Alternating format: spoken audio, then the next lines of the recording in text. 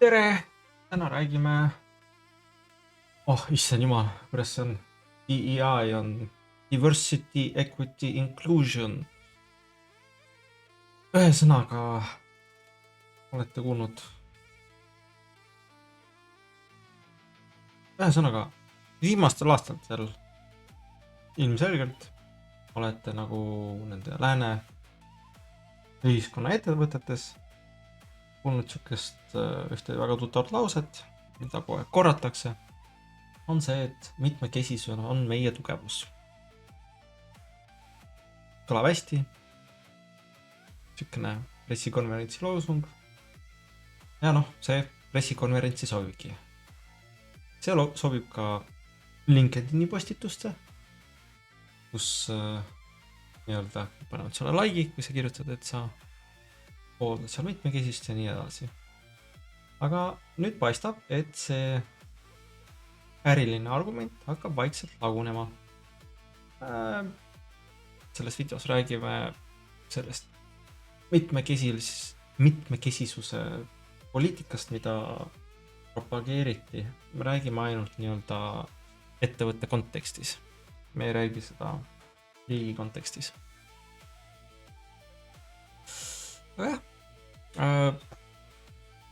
The American Spectator artiklis The DEI business case is falling apart räägitakse sellest, kuidas üha rohkem on näha seisukohta, et mitmekesisuse, võrdsuse ja kaasamise programmide ehk DEI äriline loogika ei pea enam vastu, ei pea enam paika uuele ajastule. Eriti siis, kui nende programmide all mõeldakse sükest mitte ausat konkurentsi ja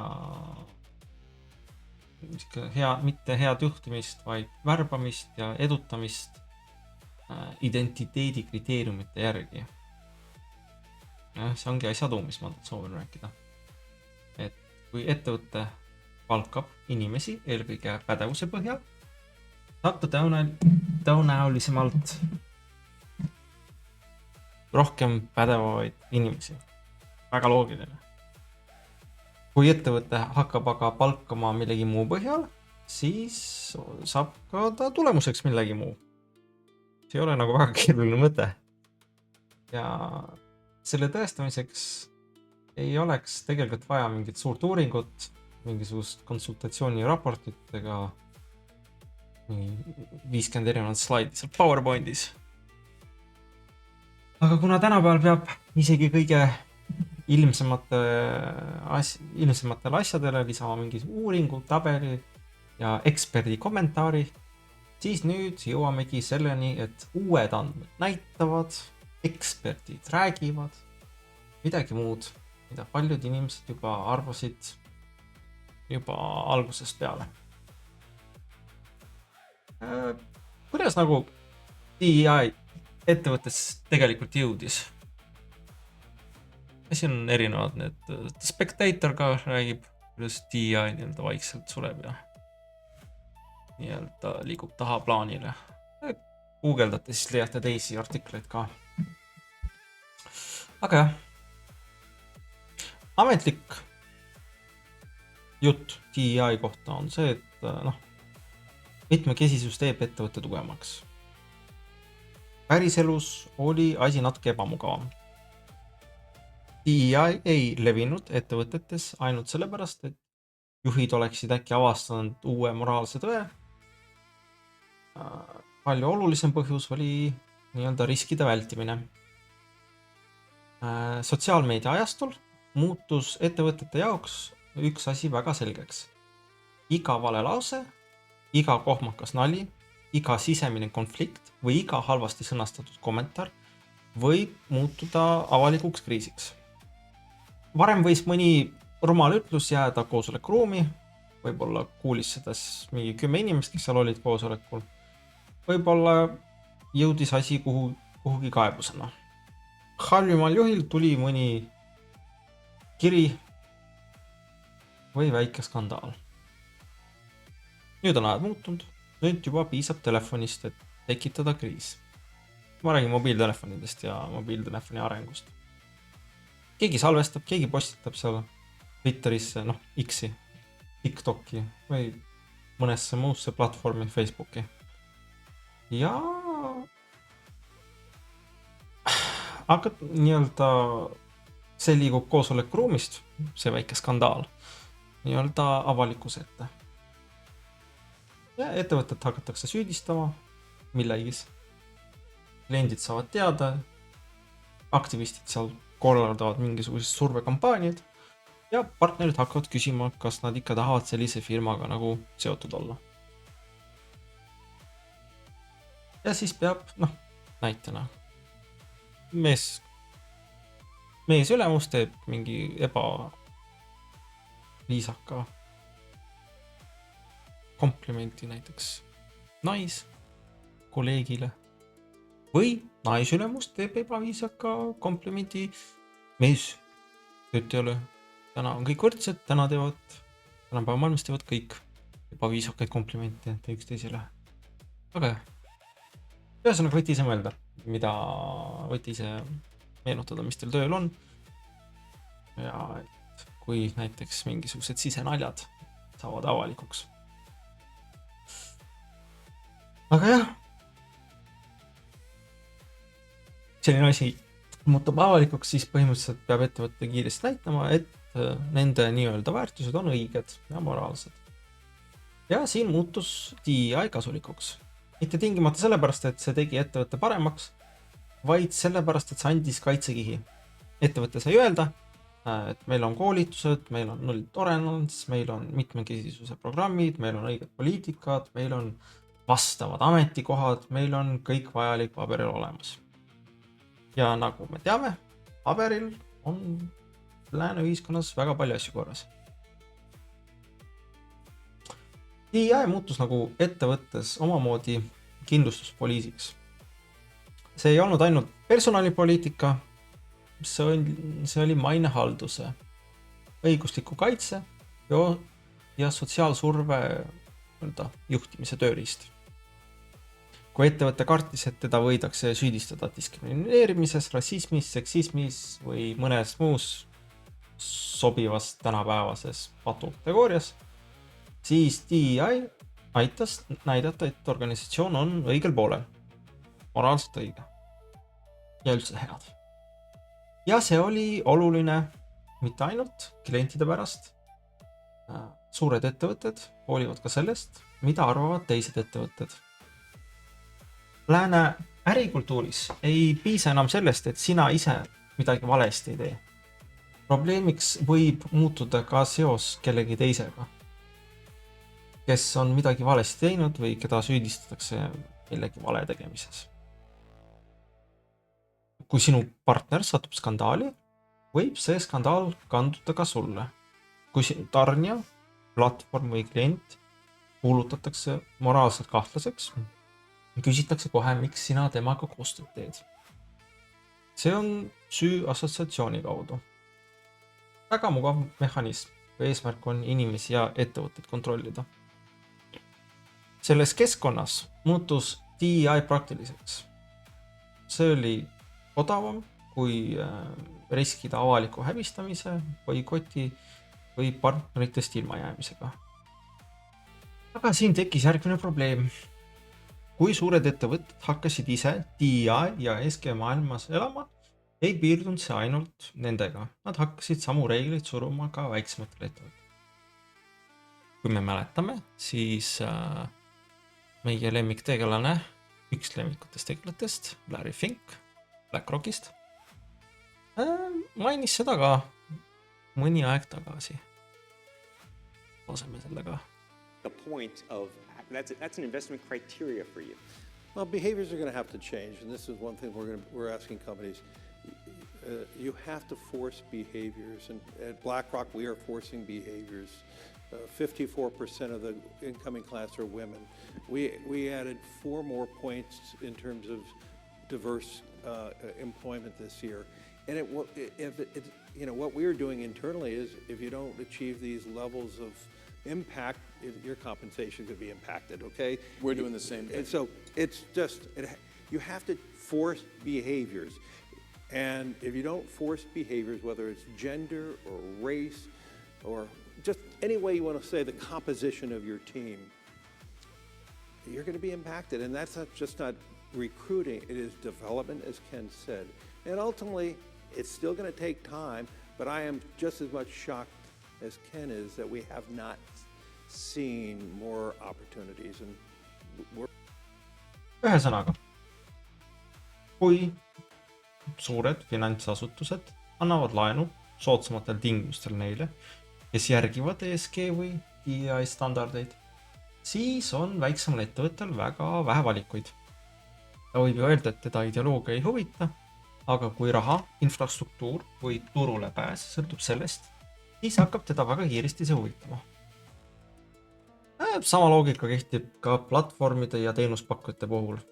Kui väiksem ettevõte sõltub suurema ettevõtte infrastruktuurist, siis peab ta tihti mängima suurema ettevõtte reeglite järgi. Nii muutub vabatahtlik moraalne programm väga kiiresti süsteemseks surveks. Keegi ei sunni otseselt, lihtsalt ilma selleta muutub äri ajamine palju raskemaks. Väga elegantne lahendus nagu ikka. Suured ettevõtted said tegelikult üsna kiiresti aru, et sellisel mudelil on hind. Kui juhtkond kulutab liiga palju energiat sellele, kuidas täita õigeid protsente, kirjutada õigeid väärtusavaldusi, teha kampaaniat selle kohta, kui progressiivne ettevõte on, siis jääb vähem tähelepanu tootele, teenusele ja tegelikule tulemuslikkusele. Mingil hetkel ei müüda enam nii-öelda raseerijat sellepärast, et see on hea raseerija, müüakse maailma parandust. Mäletad, ise oli meil, ma otsin neid sama sellesse, see oli Gillette'iga. Gillette Backlash, kus Gillette 19 aastal, issand, kui kiiresti aeg liigub. Aga tegi igasugusi kahtlasi reklaami, mis sisuliselt inimestele väga ei meeldinud, sest jällegi ta lükkas nii-öelda ideoloogilist poliitikat, mis tavainimesele ei meeldi. Aga see oli risk, mida nad võtsid. Kui üks ettevõte keskendub oma sisemisele moraalsele teatrile nii-öelda, võib teine ettevõte keskenduda lihtsalt paremale tootele. Kui üks organisatsioon mängib turvaliselt ja kardab iga võimalikku skandaali, võib teine võtta rohkem riski ja liikuda nii-öelda turul kiiremini edasi. Muidugi ei tähenda see, et risk alati õnnestub. Risk tähendabki seda, et vahel võidad, vahel kaotad. Aga ilma riskita ei teki väga tihti ka suuri läbimurdeid. Ja jõuame siis artikli juurde, et küsimus on, miks hakkab DEI äriline argument just nüüd lagunema. Esimene põhjus on majandus. Kui raha on palju, saavad ettevõtted endale lubada mitmesuguseid kõrvalisi programme, sisekoolitusi, konsultante ja neid ideoloogilisi projekte. Kui majandus muutub keerulisemaks, hakatakse vaatama, mis tegelikult väärtust toob ja mis on lihtsalt kulu. Pärast pandeemiat, sõdu, energiakriise ja üldist ebakindlust on ettevõttel vähem ruumi nii-öelda luksuseks. Ja DEI bürokraatia kuulub paljude jaoks just luksuskategooriasse. Kui ajad on head, saab rääkida väärtustest. Kui ajad lähevad raskeks, hakatakse jälle küsima, kes tegelikult tööd teeb. Ja teine põhjus on nii-öelda moraalse paanika väsimine. Iga ideoloogiline laine kaotab aja jooksul jõudu. Alguses on sellel suur hoog nii-öelda, moraalne enesekindlus ja tunne, et nüüd parandatakse maailm ära. Ja siis tulevad need nii-öelda ülepakkumised. Siis tulevad ebaõiglased süüdistused, siis hakkavad liikumist kasutama inimesed, kelle jaoks moraal on pigem relv kui põhimõte. Ja lõpuks inimesed väsivad. Asjad, mille pärast mõni aasta tagasi oleks inimene võinud töö kaotada, ei tekita enam sama reaktsiooni. Avalikkus ei viitsi iga kord samamoodi ärritada ja noh, skandaalide nii-öelda inflatsioon või siis paljusus lihtsalt teeb oma töö. Kui kõik on kogu aeg kriis, siis mingil hetkel pole enam miski nii-öelda kriis. Ja noh, kolmas muutus on näiteks kultuurisõja tasakaal. Pikka aega arvestasid ettevõtted peamiselt nii-öelda vasakpoolse survega. Kardeti aktivistide kampaaniaid, boikotte ja sotsiaalmeedia pahameelt. Seetõttu tundus DI nagu loogiline kaitse. Näitad, et on progressiivne ja loodetavasti jäetakse siin rahule. Aga viimastel aastatel on näha ka parempoolne publik osaleb blokeerimisel. Target on Ameerika jaekaubanduse ettevõte peaks olema. Kui ka Bud Lightil ümber toimunud näitas nii-öelda ettevõtetele, et kultuurilised riskid ei tule enam ainult ühest suunast. Ja noh, siis muutub nii-öelda matemaatika raskemaks. 23. aastal oli see, kus nad kasutasid mingisugust, tegid kahtlast reklaami seal Bud Lighti reklaamimisel, siis kui inimesed ütlesid, et neile ei meeldi see reklaam, siis see tegelane, kes seal reklaamis osales, või siis oli juhtkond, ettevõtte juhtkond minu meelest, ütles, et inimesed on lollid ja eluvõõrad ja et nad peavad ajaga kaasas käima. No jah, siis tehti väike protest, kus enam Bud Lighti ei ostetud mõnda aega. Aga DEI võib kaitsta sind ühe poole pahameele eest, aga samal ajal võib ta muuta sind teise poole sihtmärgiks, ehk siis parem poole. Ja kui ettevõtte eesmärk on eelkõige riski vähendada, siis selline lahendus ei ole enam nii atraktiivne. Teisisõnu, vana kaitsemehhanism ise muutub riskiks. No, see ei tähenda, et ettevõtted muutuvad nüüd äkki julgelt